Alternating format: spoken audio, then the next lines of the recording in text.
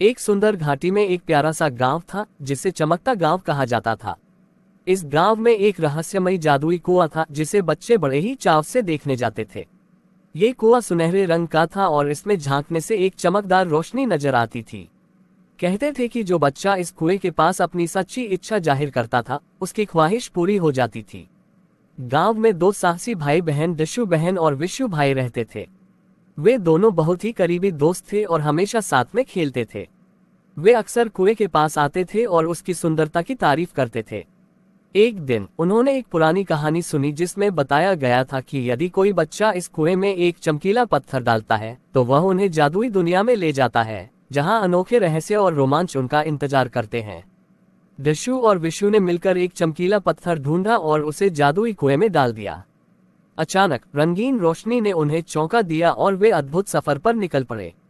वे उड़ती हुई मछलियों, बोलते हुए जानवरों और झिलमिलाते पेड़ों से मिलकर हैरान हो गए।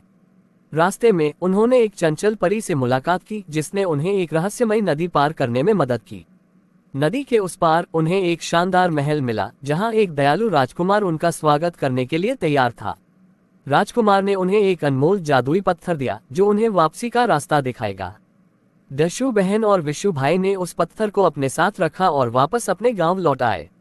वे अपनी साहसिक यात्रा के अनुभवों को अपने परिवार और दोस्तों के साथ साझा करने लगे। गांव के लोगों ने जादुई कुएं की सुंदरता और उसकी शक्तियों की सराहना की। दशु और विशु ने उस दिन से गांव के बच्चों के साथ मिलकर जादुई कुएं की देखभाल करना शुरू किया। इस तरह जादुई कुआं हमेशा के लिए गांव की खुशी और गर्व बना रहा और उनकी यादगार साहसिक यात्रा सभी के दिलों में बसी रही।